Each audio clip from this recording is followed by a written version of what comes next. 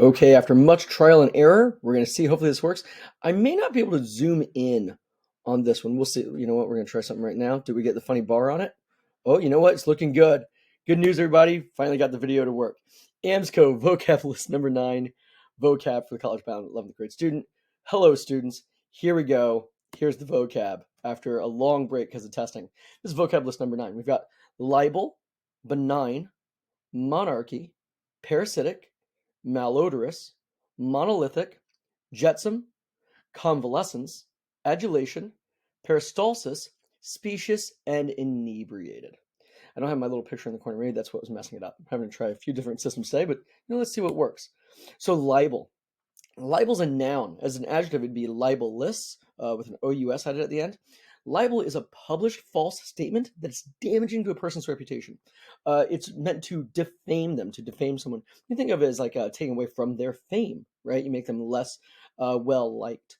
So to put libel out there, you have to publish it, and it must be written down. The word that's often used in association with libel is slander. Slander is to publicly say something meant to hurt someone else's reputation that is not true. Now here's the catch with both these. It must be not true. If I write something and it hurts someone's reputation, but it's true, that's not libel. That's not libelous. If I say something bad about someone, but they really did it, that's not slander, and it's not slanderous, the adjective form of that. Next up, here we go. Oh boy, fancy stuff. Benign. Benign is an adjective. It means to be not harmful. Now, it does say here to be gentle or kind. That can be the case, but really it's more important that it's not harmful. It's not necessarily doing good things for you. It's just not hurting you. If you find you have a mole growing on your skin and you're worried, oh, is that hurting me? Is that an early sign of skin cancer? But it's not hurting you, then it is benign. It's not helping you, but it's not hurting you. It's just hanging out. Someone can be a benign person. Usually when we say that a person is benign, they are kind in some fashion. So, it can go both ways. Next. These weirdos. Well, I mean, one of them is not alive anymore, so but whatever. I can call her a weirdo. She was. A monarchy. A monarchy is a form of government with a monarch at the head. A monarch is a king or a queen or, a czar. Anyone who is by birth in charge of that society. That's a monarchy. It's a single person at the top of the pecking order who is in charge of everyone. That's that form of government.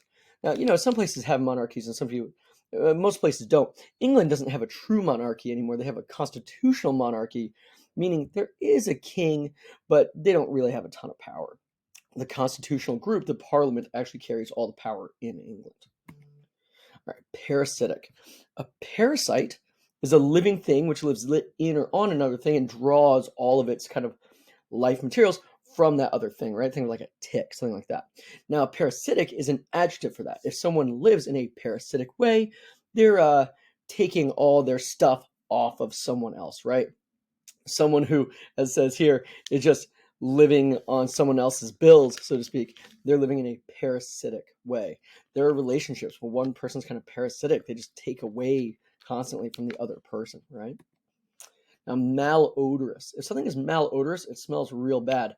Odor, meaning scent, right? This is an adjective. The OUS, making it more of an adjective. And mal, M-A-L, meaning bad. So it smells bad is what we're talking about here. Here's where the party is. So, monolithic. Someone's coming in to say hello during the vocab video.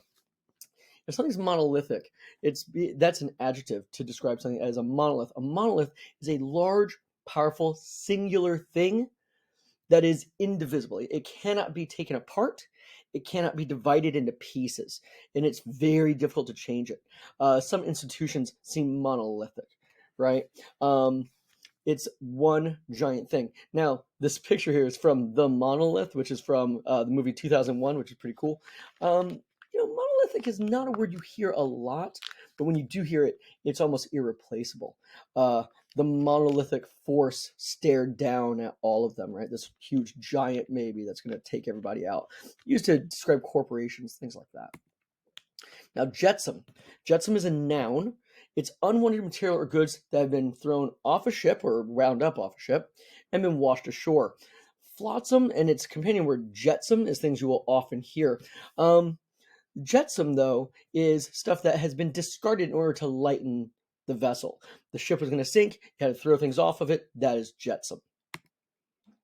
Convalescence. Convalescence is, convalesce, excuse me. I was using the noun form. Convalesce is a verb. It's to rest, to recover one's health and strength after a period of time of illness or maybe having an operation or surgery.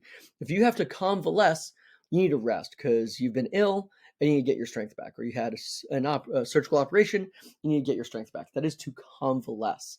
That time, the noun form, is convalescence. I'm in my convalescence, wherein I convalesce. That's what that's talking about. All right, adulation is a noun. The verb form is to adulate with an E instead of the I-O-N. It's extreme flattery. Adulation is you love them so much. Oh my God, it's extreme, excessive admiration.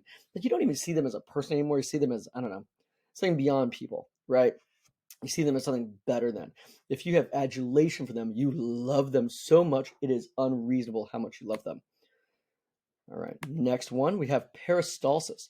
Peristalsis is the involuntary constriction and relaxation of the muscles of your esophageal tract that goes down into your stomach, right? It also exists in your intestines, creating these wave-like movements that move your food as it's digested and becomes, not food, through the contents of the passages of your digestive system.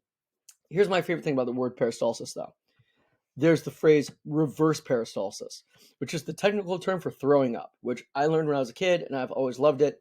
To say, oh, I'm going to reverse peristalsis, or I have reverse peristalsis, meaning you're going to throw up. I just found that hilarious when I was a kid.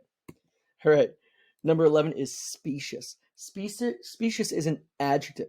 It's when you have a line of reasoning that sounds plausible, sounds like it works, but is actually wrong. So if someone has a specious argument, it sounds reasonable at first. However, it is not true. It doesn't actually work. It's convincing, but it's not real. It's very important you be on the alert for specious arguments. Specious arguments are used to fool us all the time. This is a particularly important word these days as we're gearing up for presidential elections. We're hearing all kinds of arguments about important things in the news. People go, well, this won't work because blah, blah, and it sounds real. But their logic is really deeply, deeply flawed. And then 12, this is going to be the easiest word of the week for people, I suspect, for reasons that I don't want to know. Inebriated. Inebriated is an adjective. It means to be drunk or intoxicated.